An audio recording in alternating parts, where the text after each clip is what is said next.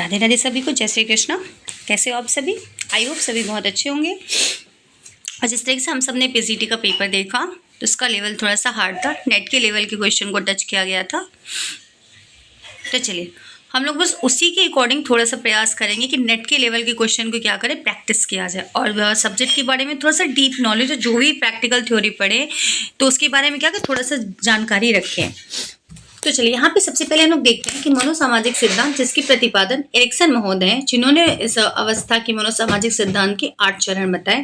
पहला है विश्वास बनाम अविश्वास की अवस्था, जो 0 से 2 वर्ष या कहीं कहीं आपको 1 वर्ष देखने को मिलती है। शैशव अवस्था, इसमें आशा, ठीक है, बच्चे को एक होप होती है। दूसरा है स्वतंत्रता या संदेह की अवस्था, जो 3 से 4 वर्ष होती है। इच्छा शक्ति, यहाँ पे प्राथमिक आपकी बाल्यावस्था होती है। तीसरा है आपका आत्मबल या अपराध भाव की अवस्था, 5 से 6 वर्ष। खेल की अवस्था, इसका उद्देश्य होता है आपका यहाँ पे तो आपराधिक गिल्ट केस में अवस्था होती है। और चौथा देखेंगे इसमें परिश्रमहीनता की अवस्था, जो आपका 7 से 12 वर्ष विद्यालय अवस्था, इसका उद्देश्य सक्षमता। उसके नेक्स्ट देखेंगे पहचान भूमिका द्वंद्व अवस्था, 13 से 18 वर्ष किशोरावस्था, जिसमें निष्ठा। एंड देन देखेंगे घनिष्ठता अलगाव की अवस्था, 19 से 35 वर्ष, इसमें वयस्क अवस्था आती प्रेम। फिर सृजनात्मकता निष्क्रियता की अवस्था, 36 से 55 वर्ष मध्य वयस्कता के अंतर्गत आती देखभाल। फिर ईमानदारी व निराशा की अवस्था, 55 के ऊपर परिपक्वता या बुद्धिमता। कहीं कि जैसे हम लोग पढ़ने को मिल जाता है कि शैशव अवस्था के अंतर्गत विश्वास बनाम अविश्वास, जन्म से 1 वर्ष है ना, विश्वास या अविश्वास के बाद ट्रस्ट या मिसट्रस्ट के बाद। फिर प्रारंभिक बाल्यावस्था की बात आ जाती है, इसमें स्वतंत्रता बनाम संदेह। फिर पूर्व बाल्यावस्था पहल बनाम अपराध। फिर मध्य कमजोर कर्मठता बनाम हीन भावना। फिर किशोरावस्था, युवावस्था, प्रौढ़ावस्था और वृद्धावस्था, 65 वर्ष से आगे, यानी 55 या 65 के कहीं कहीं हम लोग को ये जो है ऊपर नीचे देखने को मिल जाता है। ठीक है, तो चलिए यहाँ पे हमने ये देखा कि इससे सबसे हमें ये ध्यान रखना है कि सिद्धांत का प्रतिपादन किसने किया, तो एरिक्सन महोदय ने किया है, मनोसामाजिक सिद्धांत, जिसके इन्होंने 8 चरण बताए हैं। पहला ज्यादा इंपॉर्टेंट होता है, जिसमें पूछ लेता है ये ऐसा अवस्था क्या है या इसमें आशा क्या है, तो ये ध्यान रखना है। देन हम लोग आज आते हैं आज के क्वेश्चन की तरफ आगे बढ़ते हैं। तो पहला क्वेश्चन है आपका, निम्न द्वारा शरीर में नियासिन को संश्लेषित किया जा सकता है। ए ट्रिप्टोफैन, बी टायरोसिन, सी हिस्टिडीन और डी आर्जिनिन। तो राइट आंसर आपका हो जाएगा पहले का ए, यानी ट्रिप्टोफैन। इसके द्वारा पहला का आंसर क्या हो जाएगा, ट्रिप्टोफैन इज राइट आंसर। इसके द्वारा शरीर में नियासिन को संश्लेषित किया जा सकता है। ट्रिप्टोफैन एक आवश्यक अमीनो अम्ल है जो 60 mg फॉर्म, इसके बाद यहाँ बराबर 1 mg नियासिन बनाते हैं ट्रिप्टोफैन को, फिर से 1 mg नियासिन के बराबर। नियासिन एक जल में विलेय विटामिन है जिसे B3 भी कहा जाता है। ठीक है, राइट आंसर ए का 1 का ए हो जाएगा। क्वेश्चन नंबर 2, निम्न में से कौन सा सल्फर युक्त अमीनो अम्ल है? A lysine, B methionine, C phenylalanine, D valine. तो राइट आंसर आपका हो जाएगा सेकंड का बी, यानी कि मिथियोनाइन इस करेक्ट आंसर। यहाँ पे देखेंगे कि सल्फर युक्त अमीनो अम्ल मिथियोनिन है, यह यकृत को विषाक्त पदार्थों से सुरक्षा प्रदान करता है। तो क्या याद रखना, सल्फर युक्त अमीनो अम्ल मिथियोनिन। क्वेश्चन नंबर 3 देखेंगे, ट्रिप्सिन एवं काइमोट्रिप्सिन। तो थर्ड देखेंगे, ट्रिप्सिन एवं काइमोट्रिप्सिन किस पेज पर कार्य करते हैं? ए 2 से 3 pH, सी 7.4 से 8.0 pH,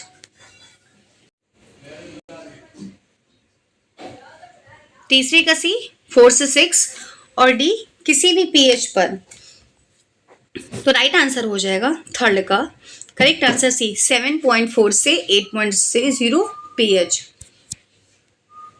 देन क्वेश्चन नंबर 4, निम्नलिखित वसा में कौन सी अल्प एवं मध्यम वशीय अम्लों की श्रृंखला में समृद्ध है? मक्खन, मूंगफली तेल, बादाम तेल, कृत्रिम मक्खन।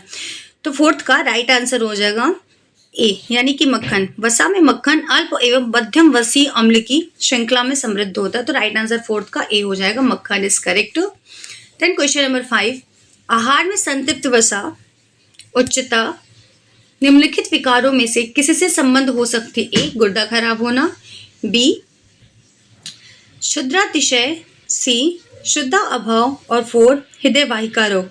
तो राइट आंसर हो जाएगा हृदय वाहिका रोग इज करेक्ट आंसर हो जाएगा।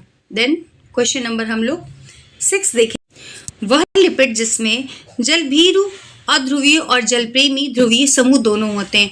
बहुअनुभूतिक बी, समानुभूतिक सी, उभयानुभूतिक डी, विषमानुभूतिक। तो 6 का राइट आंसर हो जाएगा डी, विषमानुभूतिक इस करेक्ट आंसर हो जाएगा। इसके अंतर्गत होता है कि वह लिपिड है जिसमें जल भीरु और जल प्रेमी, ठीक है, ध्रुवीय दोनों क्या होते हैं, समूह होते हैं, विषमानुभूतिक कहलाते हैं। क्वेश्चन नंबर 7, गर्भावस्था के दौरान कुल प्रोटीन बनती है 900 ग्राम, 700, 1200, 1500। तो इसका आंसर तो राइट आंसर आपका 7 का हो जाएगा ए, यानी कि 900। गर्भकाल में जो गर्भिणी को सामान्य स्त्री की अपेक्षा अधिक प्रोटीन की आवश्यकता होती है, तो 900 ग्राम प्रोटीन यहाँ पे राइट आंसर 7 का ए। करंट के अकॉर्डिंग नहीं बता रहे, मतलब ये जब पहले का पेपर था उसके अकॉर्डिंग इसमें आंकड़ा दिया था, उसके अकॉर्डिंग आपको बता रहे हैं, ठीक है। क्वेश्चन नंबर 8, प्रजनन एवं दुग्ध श्रावण हेतु कौन सा खनिज आवश्यक है? ए लोहा, बी मैग्नीशियम, सी तांबा और डी कैल्शियम। तो राइट आंसर आपका हो जाएगा कैल्शियम, कैल्शियम हो जाएगा करेक्ट। प्रजनन एवं दुग्ध श्रावण हेतु कैल्शियम खनिज लवण की आवश्यकता होती है, जो भ्रूण के विकास के समय पर हड्डी का निर्माण आरंभ होता है। तो राइट आंसर 8 का आपका डी हो जाएगा। क्वेश्चन नंबर 9, उस मछली का नाम बताइए जिसे गर्भावस्था के दौरान खाने से बीमारियों से पूरी तरह बचा जाना चाहिए। पहला salmon, C swordfish, B sardine, D fresh tuna. तो राइट आंसर आपका इसका हो जाएगा डी फ्रेश ट्यूना। इस मछली को खाने से क्या होता है, गर्भावस्था के दौरान होने वाली बीमारियों से बचा जा सकता है। क्वेश्चन नंबर 10, सामान्य गर्भावस्था के दौरान निम्न में से कौन से फल के सेवन से बचा जाना चाहिए? अमरूद, पपीता, चेरी और सेब। तो राइट आंसर इसमें हो जाएगा आपका पपीता।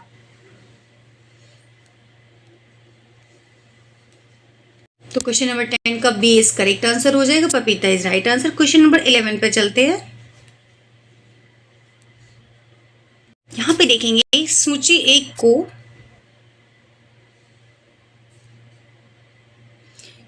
को क्या करना है, सेकंड से मिलाना है। इसमें ए साइक्लिक मेन्यू, अला कार्टे मेन्यू, टेबल मेन्यू हो जाएगा, ये होटल मेन्यू और ड्यूजियर मेन्यू। और इसका बी वाला हम लोग देखेंगे आज का मेन्यू, नियमित मेन्यू, पकवानों का चयन, निश्चित अंतराल पर बारी से आने वाला मेन्यू कोड। तो चलिए पहले हम लोग इसको मिलाते हैं। साइक्लिक जो मेन्यू होता है वो निश्चित अंतराल पर बारी से आने वाला मेन्यू है। तो यहाँ पे ए आपका हो जाएगा फोर्थ, ए आपका फोर्थ ए ऑप्शन में दिया हुआ है। तो राइट आंसर आपका हो जाएगा ए का फोर्थ, और आपका बी का थर्ड हो जाएगा। तो बी का अ ला कार्टे मेन्यू में हो जाएगा नियमित मेन्यू हो जाएगा। एंड सी का आपका 2 हो जाएगा, टेबल डी होटल मेन्यू के अंतर्गत नियमित मेन्यू आ जाएगा। और डी का आपका 1 हो जाएगा ड्यूजर मेन्यू के अंतर्गत आज का मेन्यू। अ ला कार्टे यहाँ पे ध्यान रखें साइक्लिक मेन्यू, निश्चित अंतराल पर बारी आने वाला मेन्यू कोड, ए का 4, अ ला कार्टे बी का 3, पकवानों का चयन। तो राइट आंसर आपका ए हो जाएगा। देन क्वेश्चन नंबर हम लोग 13 को देखते हैं। संग्रहागार माल तालिका निम्न में से दर्ज किया जाता है। A journal, B cash book, C ledger और डी बैंक कार्ड। तो राइट आंसर हो जाएगा ledger, correct answer. Question number 14 देखेंगे। इसमें 14 कथन और कारण दिया है। तो पहला आपकी कथन है, संपूर्ण प्रतिष्ठान का केंद्र मेन्यू व्यंजन सूची होता है जिस पर समस्त गतिविधियां केंद्रित होती हैं। ध्यान से पढ़ना है, संपूर्ण प्रतिष्ठान का केंद्र मेन्यू व्यंजन सूची होता है जिस पर समस्त गतिविधियां केंद्रित होती हैं। कारण यह है, मेन्यू ही सामग्रियों को खरीद, उपकरणों का उपयोग, भोजन की प्रचलित प्रवृत्तियों और नेतृत्व की शैली तथा कर्मचारियों के मुआवजे को निर्धारित करता है। तो राइट आंसर आपका ए तो सही है, ठीक है, ए आपका सही है, पर बी जो आपका सही नहीं है। तो राइट आंसर ए सही है, लेकिन 8 थोड़ा सही है और कंफर्म मतलब आंशिक सही कहेंगे, तो बी आपका राइट हो जाएगा। क्वेश्चन नंबर 15 देखेंगे। भोजन परोसने की इकाई के क्रम की प्रक्रिया का सही अनुक्रम बताइए। पहला है आपका स्रोत का चुनाव, बी विशिष्ट विवरण लिखना, सी बाजार में कीमत का पता लगाना, और 4 बीजक जांचना, 5 ऑर्डर देना, 6 अभिलेख अनुरक्षण, 7 आवश्यकता की पहचान। तो सबसे पहले आवश्यकता की पहचान होगी, जिसका 5, 6, 7 दिया है, तो आपका एक ही विकल्प इसमें दे रहा है ए। फिर विशिष्ट विवरण लिखना होगा, फिर आपका स्रोत का चुनाव, फिर बाजार की कीमत का पता लगाना होगा, फिर ऑर्डर देना, फिर बीजक जांचना, फिर अभिलेख अनुरक्षण। तो सबसे पहले हम देखते हैं ना कि हमें किस चीज़ की रिक्वायरमेंट है, तो उसकी हम पहचान करेंगे यानी आवश्यकता की। उसके बाद उसके बारे में विशिष्ट विवरण लिखेंगे, फिर चुनाव करेंगे सोर्सेस के, उसके बाद बाजार की कीमत का पता लगाएंगे, फिर क्या करेंगे, ऑर्डर देंगे। ऐसे हम क्रम वाइज को याद कर सकते हैं। तो 15 का आपका राइट आंसर ए हो जाएगा। देन क्वेश्चन नंबर हम लोग 16 देखिए। वूलनी ऊन को कहते हैं, मेरिनो ऊन, पशम ऊन, शहतूत, इनमें से कोई नहीं। तो राइट आंसर ए हो जाएगा, मेरिनो ऊन को कहते हैं। क्या कहते हैं, पोल्ट्री ऊन। इस श्रेणी के अंतर्गत इसलिए कहते हैं क्योंकि मेरिनो जाति की भेड़ों से बालों से प्राप्त की जाती है और सर्वप्रथम मेरिनो जाति की भेड़ों से स्पेन में गरेडियों द्वारा इसे पाला गया था। ठीक है, तो राइट आंसर ए हो जाएगा। क्वेश्चन नंबर 17 देखेंगे। स्काउरिंग का प्रयोग होता है ए ऊन में, बी रेयॉन में, सी रेशम में, डी नायलॉन में। तो राइट आंसर आपका हो जाएगा ए। स्काउरिंग का प्रयोग किस में किया जाता है, ऊन में किया जाता है। देन क्वेश्चन नंबर हम लोग 18 देखेंगे। ऊन की आणविक संरचना में सबसे कमजोर जोड़ कौन सा है, आर्जेनिन जोड़, सोडियम जोड़, अम्लीय जोड़, सल्फर जोड़। तो राइट आंसर आपका 18 का सी हो जाएगा, अम्लीय जोड़ इज करेक्ट आंसर। सबसे कमजोर जड़ पूछ रहा है, जोड़ पूछ रहा है, तो हमारा अम्लीय जोड़ होगा। 19 देखेंगे। ऊन के तंतु के अणु में उपस्थित सल्फर के दो परमाणुओं के बीच के बंध का नाम, A salt linkage, B Van der Waals force, C cysteine linkage, D hydrogen bond. तो 19 का आपका राइट आंसर हो जाएगा वॉन्डरवॉल फोर्स, यानी कि बी इज करेक्ट। परमाणुओं के बीच का बंध का नाम पूछ रहा था, तो वॉन्डरवॉल कोर्स हो जाएगा। देन 20 ऊनी वस्त्रों में सिलवट प्रतिरोधक का कारण है, ए अच्छा लचीलापन, बी अच्छी प्रतिस्कंदता, सी दोनों में से कोई नहीं, और डी ए व बी दोनों। तो राइट आंसर आपको हो जाएगा 18 का मतलब 20 का डी, ए व बी दोनों, अच्छा लचीलापन और अच्छी प्रतिस्कंदता। क्वेश्चन नंबर 21 देखेंगे। निम्नलिखित में से किस प्रक्रिया के अंतर्गत भेड़ की बाल काटे जाते हैं, ए फेल्टिंग, बी रेटिंग, सी सीयरिंग, डी स्कॉरिंग। तो भेड़ की बाल काटे जाते हैं, आंसर देना है। तो राइट आंसर हो जाएगा सी, यानी कि सीयरिंग इज करेक्ट आंसर। इसके अंतर्गत क्या कहते हैं, भेड़ के बाल उसके शरीर से निकाले जाते हैं। ठीक है,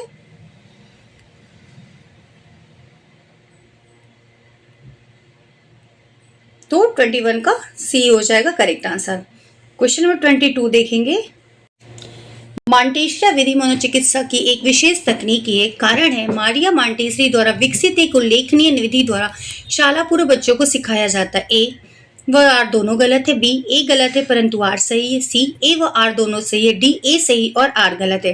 क्वेश्चन नंबर 22, तो राइट आंसर हो जाएगा ए गलत है, क्योंकि मारिया मॉन्टेसरी विधि मनोचिकित्सा की एक विशेष तकनीकी है, इसमें ऐसा कहा जा रहा है। ठीक है, लेकिन जो आपका इसमें अभी क्या कहते हैं, कारण है वह सही है। विकसित एक उल्लेखनीय विधि द्वारा शाला पूर्व बच्चों को सिखाया जाता है। तो 22 का आपका राइट आंसर हो जाएगा ए गलत है परंतु आर सही है, B is correct. Question number 23, एक सिखाने सीखने की स्थिति में सीखने के लिए विशेष पदों का क्रम बताइए। ध्यान, अनुभूति, समझ, अवधारणा, सीखना। ध्यान, अवधारणा, समझ, अनुभूति, सीखना। ध्यान, अनुभूति, समझ, अवधारणा, सीखना। ध्यान, समझ, अनुभूति, अवधारणा, सीखना। तो सबसे पहले होगा इसमें सीखने सिखाने के क्रम में ध्यान होगा, समझ होगी, फिर अनुभूति आएगी, फिर अवधारणा आपके अंदर आएंगे और फिर आप क्या करेंगे, चीजों को सीखेंगे। तो कहाँ कहाँ दिया है, ध्यान सब में दिया है, समझ सिर्फ आपके लास्ट वाले ऑप्शन में दिया है। तो राइट आंसर आपका हो जाएगा 23 का डी, कि ध्यान के साथ समझ, फिर अनुभूति, फिर अवधारणा और फिर सीखना। क्वेश्चन नंबर हम लोग 24 देखेंगे। अहम वास्तविक संसार से संबंध रखता है, अहम जो अहम है, ठीक है, यह वास्तविकता के सिद्धांत पर आधारित है। कारण है आपका अहम आवश्यकता को संतुष्ट करने के लिए वास्तविक वस्तुओं की खोज करता है। एक भूखे व्यक्ति को भूख संतुष्टि के लिए वास्तविक भोजन ही मिलना चाहिए। ए और आर दोनों सही है, ए और आर दोनों सही है परंतु आर सही विवरण नहीं है। ए सही है परंतु आर गलत है, ए गलत है परंतु आर सही है। तो राइट आंसर हो जाएगा दोनों सही है और आर क्या कर रहा है, सही वर्णन भी कर रहा है, क्योंकि अहम वास्तविक संसार से संबंध रख रहा है और ये वास्तविकता के सिद्धांत पर आधारित है। ठीक है, तो राइट आंसर आपका ए हो जाएगा, दोनों सही है। देन क्वेश्चन नंबर 25, प्रथम मनोविज्ञान प्रयोगशाला कहाँ स्थापित की गई थी? बर्लिन में, बोस्टन में, फ्रैंकफर्ट में और लेipzig में। इसका आंसर आपको कमेंट में बताना है। ठीक है, कमेंट में क्या करना आप। क्वेश्चन नंबर 26 देखेंगे कि जेबी वॉटसन के अनुसार मनोविज्ञान अध्ययन है मानसिक अवस्था का, चेतना का, व्यवहार का, मन का। तो राइट आंसर हो जाएगा व्यवहार का, 26 का बी। क्वेश्चन नंबर 27 देखेंगे। पुनर्बलन का सिद्धांत संबंधित है पावलोव से, कोहलबर्ग से, स्किनर से, थार्नडाइक से। तो राइट आंसर हो जाएगा बी, यानी कि स्किनर से। स्किनर से आपका पुनर्बलन का सिद्धांत संबंधित है। देन क्वेश्चन नंबर हम लोग 28 देखेंगे। तो यहाँ पे आपका क्वेश्चन है कि मानव विकास सूचकांक HDI का परिकलन निम्नलिखित का उपयोग करके किया जाता है। शैक्षिक उपलब्धि, जीवन प्रत्याशा, लिंग अनुपात, वास्तविक GDP। तो पहला हो जाएगा आपका शैक्षिक उपलब्धि, देन जीवन प्रत्याशा, फिर वास्तविक GDP। तो राइट आंसर आपका हो जाएगा जिसमें आपका दिया होगा तो C, A, B और D करेक्ट हो जाएगा। लिंग अनुपात नहीं होगा, ठीक है। क्वेश्चन नंबर 29 देखेंगे। आवश्यकता की तुरंत संतुष्टि विशिष्ट लक्षण है ईदम, अहम, सुपर, उपरोक्त में से कोई नहीं। तो राइट आंसर है ईदम इज करेक्ट, क्योंकि तुरंत की बात कर रहा तो ईदम तुरंत क्या होता है, तुरंत संतुष्टि चाहता, भूख भी लगी तो तुरंत व्यक्ति को खाना चाहिए, ठीक है। तो ईदम इज करेक्ट आंसर। क्वेश्चन 30 देखेंगे, 29 हो गया, 30। बंडूरा के सामाजिक संज्ञानात्मक ज्ञान प्राप्ति किस पर बल दिया गया है? संज्ञानात्मक सोच तथा समस्या का समाधान, ज्ञान प्राप्ति परक व्यवहार, संज्ञानात्मक अनुक्रिया पैटर्न की सामाजिक भूमिका, संज्ञानात्मक समस्या समाधान, दक्षताएं तथा क्षमताएं, विशिष्ट दर्शनीय अनुक्रियाएं। तो राइट आंसर आपका हो जाएगा कि संज्ञानात्मक ज्ञान प्राप्ति परक व्यवहार, संज्ञानात्मक अनुक्रिया पैटर्न की सामाजिक भूमिका। तो 30 का राइट आंसर आपका B is correct. Question number 31 पियाजे की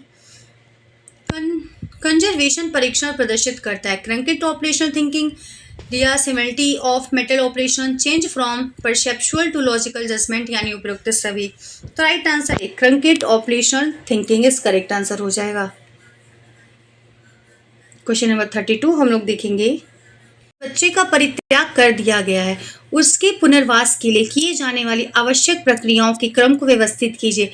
पुनर्बहाली प्रक्रिया प्रारंभ करना, FIR दर्ज कराना, CWC के सम्मुख बच्चे को प्रस्तुत करना, बाल गृह में भर्ती करवाना, जब बच्चा कानूनी रूप से मुक्त हो तब गोद लेना। तो यहाँ पे पहले हो जाएगा FIR दर्ज कराना, ठीक है, फिर बाल गृह में भर्ती कराना, फिर CWA के सम्मुख जाना, तो यानी सेकेंड, देन हो जाएगा, फिर A होगा, फोर्थ हो जाएगा, थर्ड, 15 इज करेक्ट आंसर हो जाएगा। क्योंकि सबसे पहले क्या करेंगे, FIR दर्ज कराएंगे, फिर बाल गृह में भर्ती करवाएंगे, फिर CWC के सम्मुख, फिर पुनर्बहाली प्रक्रिया, और फिर कानूनी रूप से मुक्त होकर उसे गोद लेंगे। तो बस आज के सेशन के लिए बस इतना ही, फिर मिलते हैं नेक्स्ट वीडियो में। अगर यदि आपकी वीडियो आपको अच्छा लगा तो चैनल को सब्सक्राइब और वीडियो को लाइक करना ना भूलिएगा। तब तक के लिए बाय बाय, टेक केयर।